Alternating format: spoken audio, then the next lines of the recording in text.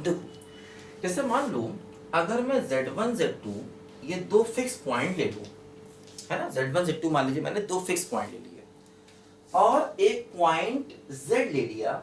अब देखो इसकी डिस्टेंस Z1 से और डिस्टेंस Z2 से, है ना। देखो ये हो गया Z की Z1 से डिस्टेंस और ये हो गया Z की Z2 से डिस्टेंस, है ना। ये वही PS माइनस PS डैश और उसका भी मॉडुलस, ये मान लीजिए अगर K है ना। और ये जो K है अगर Z1 और Z2 के बीच की डिस्टेंस से ज्यादा है तो फिर हम कहेंगे कि ये हमारा एक हाइपरबोला का इक्वेशन होगा, या ऐसा भी कह सकते हैं कि यहां से जो हमें लोकस ऑफ Z मिलेगा वो एक हाइपरबोला होगा, ऐसा भी हम कह सकते हैं। देखो ये वही हमारा एक पॉइंट हो गया S और देखो ये हो गया S डैश और देखो ये पॉइंट हो गया P। तो देखो ये PS और PS डैश, है ना। PS देखो ये हो गया PS डिस्टेंस और ये PS डैश का डिफरेंस, है ना, बराबर K है। और K की जो वैल्यू है देखो यहाँ पर जो 2a होता है, सॉरी यहाँ पर जो 2a होता है वो SS डैश से कम होता है, ध्यान देना। हाइपरबोला में ये जो 2a होता है वो SS डैश से कम होता है, ठीक है। हाइपरबोला का डायग्राम याद रखो। देखो ये हाइपरबोला होता है, ये S होता है, ये S डैश होता है। देखो ये 2a होता है तो अपने आप ही देखो ये जो 2a होता है मतलब ये जो यहाँ k लिखते हैं यही 2a होता है। ये जो k डिस्टेंस होती है देखो ये SS डैश डिस्टेंस से हमेशा कम होती है हाइपरबोला के केस में। देखो यहाँ पर भी है ये डिस्टेंस हमारी 2a है मतलब k, देखो ये SS डैश डिस्टेंस से कम है, ठीक है। तो ऐसे केस में हम इस z के लोकस को हाइपरबोला कहेंगे, या हम ऐसा कह सकते हैं कि ये जो इक्वेशन है ये हाइपरबोला की इक्वेशन है, एक ही बात है। ऐसा भी कह सकते हैं इससे जो z मिलेगा z का लोकस हाइपरबोला होगा, और ऐसा भी कह सकते हैं it is equation of hyperbola, दोनों ही बातें बोल सकते हैं, है ना, क्योंकि जो लोकस होता है वही इक्वेशन को रिप्रेजेंट करता है। जो लोकस का इक्वेशन होता है वही उस, है ना, कोनिक सेक्शन का भी इक्वेशन होता है। अब यहाँ पर ध्यान देना, देखो ये जो Z1 और Z2 हैं ये जो दो फिक्स पॉइंट्स हैं ये हमारे फोकाई होंगे। और देखो जो K है, K की वैल्यू मतलब 2a, ये हमारा होता है ट्रांसवर्स एक्सिस, ध्यान दो, है ना। ये जो K यहाँ पर लिखते हैं इसी K को हम कहते हैं ट्रांसवर्स एक्सिस।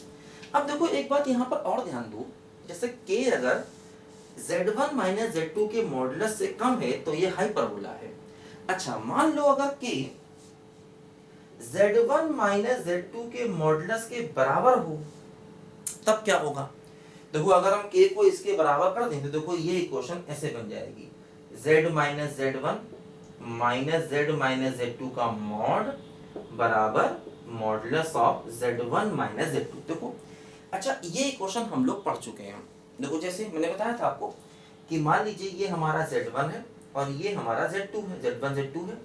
तो देखो अगर हम एक पॉइंट Z2 के बाहर ले लें यहाँ पर Z, तो क्या होगा, Z और Z1 के बीच का डिस्टेंस माइनस Z और Z2 के बीच का डिस्टेंस बराबर Z1 माइनस Z2 के डिस्टेंस के बराबर हो जाएगा।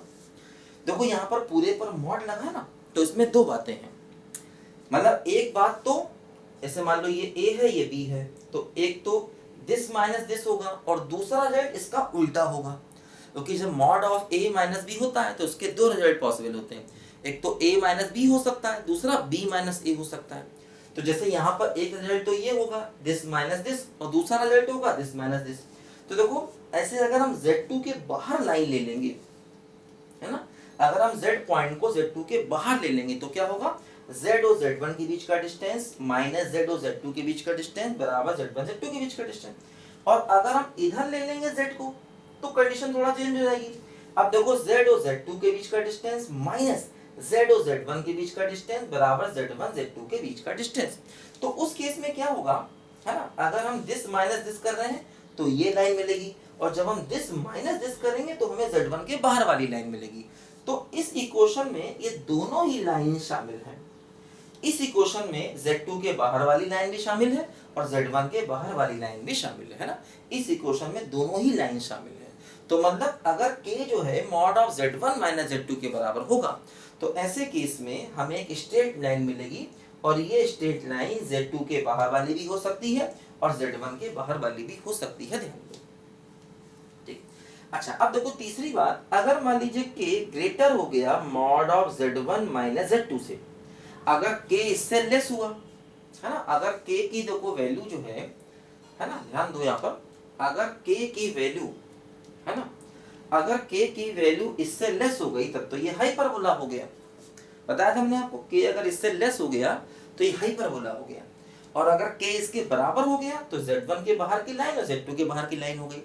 अब मान लो अगर k इससे बड़ा हो गया, तो ऐसे केस में ध्यान देना, यहां से हमें कोई भी लोकस नहीं मिलेगा, है ना। अगर मान लो k की वैल्यू Z1 Z2 के बीच की डिस्टेंस से ज्यादा हो गई तो यहां से हमें z का कोई भी लोकस नहीं मिलेगा, हम कहेंगे no locus of z is possible, है ना, z का कोई भी लोकस ऐसे केस में पॉसिबल नहीं होगा, है ना।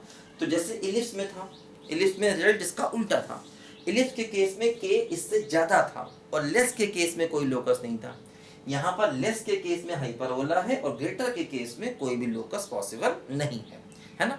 तो ये हमारा हाइपरबोला का इक्वेशन हो रहा है कॉम्प्लेक्स नंबर के टर्म्स में, है ना, इसको दिमाग में रखना है, ये इंपॉर्टेंट है। लिखो जरा ध्यान से बच्चों पहले इसको।